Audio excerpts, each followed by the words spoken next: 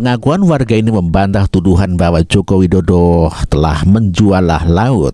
Warga mengakui bahwa dulu adalah daratan yang telah bersertifikat, namun demikian telah terjadi abrasi dan akhirnya menjadi laut. Dan inilah pengakuan warga itu. Kemudian kita bahas sebentar ini, Pak. Berarti memang terkonfirmasi bahwa di sini dulunya memang merupakan daratan. Daratan. Pada tahun dan lain-lain. 82 menurut Menteri ATR BPN ini adalah dokumen yang digunakan yang didasari untuk melakukan pemagaran laut. Bisa digambarkan, Pak, kita berada saat ini kondisinya seperti apa dan dulu daratannya batasnya sampai mana, Pak? Ini dulu saya observasi Kali Cisadane bersama ITI itu batasan di situ Kohod ya. Terus abrasi melanda ya kan, hampir dari dulu hampir 1 kilo sekian sampai terus sekarang sudah sekian puluh tahun ya, 30 sampai 40 tahun ya kalau kita lihat, akhirnya hampir 3 sampai 4 kilometer ya. 3 sampai 4 kilometer. Artinya dahulunya merupakan daratan. Daratan, tambak dan lain-lain. Digunakan sebagai tambak oleh masyarakat. Apakah yang menggunakan tanah itu sebagai tambak merupakan pemilik dari SHGB itu?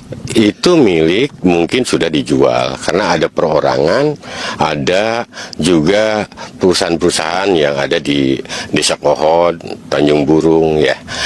Saya secara pribadi saya melihat bahwa persoalan terkait pagar jangan dilibat-libatkan dengan apa yang ada di desa ya. Kita lihat dulu, cermati kondisi sesungguhnya dan orang-orang yang tahu ya, orang yang tahu, sehingga tidak ada lagi isu-isu yang berserakan selama ini.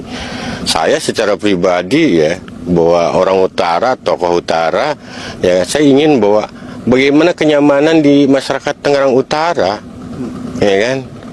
Kok tidak bisa selesai kok dengan masalah ini? Mudah kok. Tinggal tanggung jawab siapa sih sebenarnya? Pemerintah pusat yang mengeluarkan, ya sudah, ada kementerian apa saja, KKP dengan ATR, ya sudah berrekonsolidasi mereka untuk memutuskan langkah-langkah apa yang harus diambil, kan itu selesai. Pengakuan warga ini membantah seluruh tuduhan di era Jokowi telah terjadi sertifikat laut. Warga mengakui bahwa dulunya adalah sawah dan tanah warga, namun demikian karena menjadi abrasi laut, ya laut mengikis tanah-tanah warga, sehingga yang tadinya daratan sekarang pun menjadi laut. Dan inilah pengakuan warga. Assalamualaikum warahmatullahi wabarakatuh. Rame laut bersertifikat. Benarkah laut bersertifikat? Nah, saya bersama nelayan, Pak ya? Iya, enggak sih, pribumi lah. Oh, pribumi yang ada di sana ya? Iya. Nah, rame-rame tentang laut bersertifikat. Kalau sampai tahu nih, di sebelah sana itu yang rame-rame pagar laut itu sebenarnya gimana sih, Pak? Itu tanah daratan dulu, terus mengalami abrasi atau gimana, Pak? Coba jadi terangkan. Daratan dulu. Oh, asalnya daratan. Terus habis abrasi, ya sedikit tiap tahun jadi melebar. oh, jadi laut Jadi semua. laut ya. Yang dulunya mungkin 1 kilo paling sekarang tinggal 400 meter lah. Kayak gitu. Memang saya penduduk situ. Iya, Pak, yang dilakukan oleh penduduk di sana itu apa, Pak? Ketika tanahnya mengalami abrasi atau istilahnya kegandol laut lah, ketarik laut. Iya. Apa yang dilakukan warga masyarakat di sana, Pak? Ya itu juga udah diusahakan di bendung, cuman keterbatasan biaya. Karena ngebendung itu pakai biaya seperti bambu, Iya. tenaga kuli, perlu karung. Jadi ya udahlah, udah berusaha sebaik mungkin. Ya berhubung peribahasa kita nggak ketolong, dia kan besarnya tanggal 15, tanggal 30 pasang rob. Oh. Mana kita bisa kuat? Iya. Apalagi sekarang ini di musim barat. Nah itu airnya lebih besar. Siapa yang kita melawan Allah? Begitu. Iya. Jadi yang rame-rame itu katanya ada surat, ada sertifikat. Itu memang sebelumnya daratan ya, Pak ya? Iya. Oh, sehingga jadi laut. Jadi Akhirnya orang-orang manual pakai bambu-bambu itu Iya. untuk istilahnya tetenger ya? Ketenger ya. Tanda gitu Tanda, ya? iya. Oh, iya. Iya, jadi paham saya. Iya. Yakin, Pak ya? Yakin, itu ya. tanah daratan Ya sebelumnya. daratan ya daratan. Iya. Jadi bentuk kapling-kapling itu memang sebelumnya memang kapling, Pak ya, sebelum laut nguruk itu ya. Sebelum laut menenggelamkan itu. Iya empang. Empang. Oh, empang Iya. itu yang kotak-kotak itu. Iya empang itu. Jadi Iya. kalau dia pasang besar satu malam segawa. Ya, kalau ini Pak Sanan punya tanah itu gimana Pak Sanan? Dulu berapa luasnya? 3 hektar. Terus jadi berapa? Jadi 400 meter persegi. Oh iya, ya udah wes ya. Ini aja deh keterangan dari petani langsung yang ada di sana yang terdampak. Ya mudah-mudahan pemerintah peduli lah, tidak hanya kepada nelayan semata, tapi kepada pemilik Ya. daripada lahan yang tanahnya hilang. Ya, ya Pak ya, makasih Pak ya, terima kasih Pak. Ini isi pembelaan PIK 2 karena dituduh pemilik pagar laut di Tangerang. Guys, PIK 2 menjadi pihak yang paling disalahkan pada kasus pagar laut yang mengganggu aktivitas nelayan di Tangerang. Tapi, sekarang PIK 2 udah klarifikasi loh mengenai tuduhan di kasus ini. Lewat konsultan hukumnya yaitu Muanas Alaidit, emang bener guys, 2 anak perusahaan PIK 2 itu punya HGB di wilayah yang dipagari, tapi cuma untuk 2 kecamatan. Sedangkan 5 kecamatan lain gak ada kaitannya sama PIK 2 guys. Jadi, ada pihak lain yang gak disenggol padahal ikut punya HGB. Muanas juga jelasin, kepemilikan HGB itu juga lewat proses yang sah. Awalnya dari jual beli sama masyarakat berupa kawasan tambak dan sawah, tapi lama-lama kena abrasi dan penuh air laut. Jadi aslinya ini tuh bukan laut guys. Menurut kalian, emang bener ya? Dulunya kawasan pagar laut ini tuh berupa tambak dan sawah. 4 bulan berlalu, sejak bencana abrasi melanda Desa Bukit Tinggi, Kecamatan Kakas Barat, Kabupaten Minahasa, yang mengakibatkan kerusakan parah pada 13 rumah warga. Hingga saat ini, bantuan dari pemerintah daerah tak kunjung tiba, membuat warga korban abrasi semakin kecewa. Beberapa keluarga terdampak, diantaranya keluarga Kolai Pongayo, Sembo Koloai, Kawung Sembo, Lamari Johar, dan Singkoh Tahu Lending. Kepada media Suara Utara mereka mengatakan, bahwa pihak mereka sebelumnya telah melaporkan kerusakan rumah mereka ke instansi terkait. Namun, meskipun laporan tersebut sudah lama disampaikan, belum ada tanda-tanda bantuan atau perbaikan dari pemerintah daerah. Warga yang terdampak berharap agar pemerintah segera bertindak untuk membantu meringankan beban mereka, terlebih kondisi rumah-rumah yang rusak membuat para korban harus beradaptasi dengan keadaan yang sulit pasca bencana.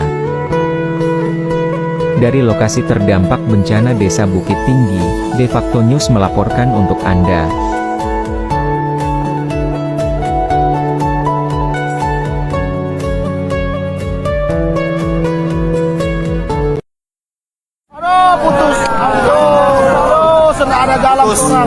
Putus jembatan.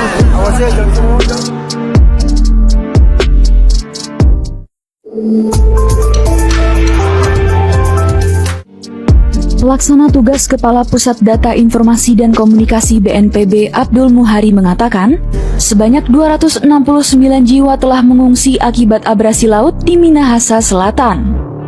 Sebagai informasi, sejumlah rumah warga dan jembatan di Kompleks Tugu Iam Amurang Kabupaten Minahasa Selatan, Sulawesi Utara itu amblas akibat abrasi pada Rabu 15 Juni 2022. Masyarakat pun diimbau untuk tidak berada di lokasi bencana mengingat potensi bencana susulan. Adapun, belum ada laporan mengenai korban jiwa dari peristiwa ini. Kini, tim gabungan masih melakukan kaji cepat untuk mendata lebih lanjut terkait kerugian material. BPBD Minahasa Selatan telah menyiapkan 2 titik penampungan pengungsi dan telah mengaktifasi dapur umum. Berdasarkan hasil rapat Forkopimda dengan Kepala Perangkat Daerah, selama 14 hari ke depan ditetapkan sebagai hari tanggap darurat. Sebelumnya, BMKG telah mengeluarkan peringatan dini bahwa beberapa wilayah pesisir Indonesia berpotensi diterjang banjir pesisir pada 11 hingga 23 Juni 2022. Peristiwa ini dipengaruhi fenomena super full moon yang terjadi Selasa 14 Juni 2022.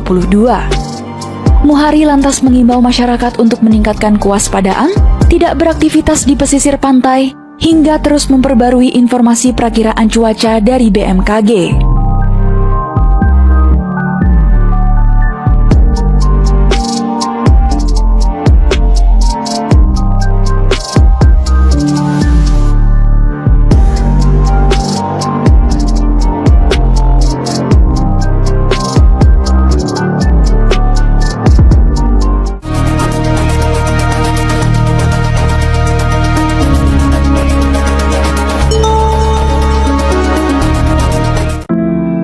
Stephen Kandou tunjukkan aksi nyata untuk korban abrasi pantai di Amurang. Lahan pribadi seluas 5 hektar dihibahkan demi relokasi warga yang kehilangan rumah. Langkah besar ini bukan hanya solusi sementara, tapi juga bentuk kepedulian untuk masa depan yang lebih aman. Stephen Kandou tunjukkan bahwa kepemimpinan adalah tindakan. Relokasi ini adalah awal baru bagi mereka yang terdampak. Mari bersama, bangun kembali harapan. Percaya nggak percaya, banyak orang yang kehilangan rumahnya gara-gara abrasi. Kenalin, Desa Mayangan, salah satu desa yang dampak abrasi terparah di Jabar. Walau Desa Mayangan terkena abrasi, para warga Mayangan kepatang menyerah untuk melawan abrasi dan menambah roof Desa Mayangan bisa terbebas dari abrasi. Mimin seneng banget bisa melihat langsung keindahan hutan mangrove di sana dan berbaur dengan warga desa. Gak cuma itu, Egar juga ngadain banyak kegiatan di Desa Mayangan, mulai dari balap dengan perahu yang dilanjut acara puncaknya yaitu nonton film bareng warga malam harinya. Waktu bikin filmnya sih memang seru lah ya, karena memang Mayangan teh seru gitu, seindah itu gitu namanya buat kayak teman-teman ya tadi videonya gitu ya, footage-nya itu bagus banget, apalagi hutan mangrove-nya gitu, jadi kayak gitu seru dan maksudnya timnya waktu itu seru dan natural lah, kita tuh pengennya jagain benar-benar. Yang paling sulit tuh dia filmnya tuh nggak eksploitasi si abrasi gitu, jadi kita pengen benar-benar filmnya tuh menggambarkan Mayangan yang utuh gitu ya seperti yang dibilang Mayangan itu emasnya kecamatan. Pesan-pesannya sangat bagus, sangat mendidik, sangat mengedukasi banget. Harapannya semoga Desa Mayangan terhindar dari rob sama abrasinya makin berkurang.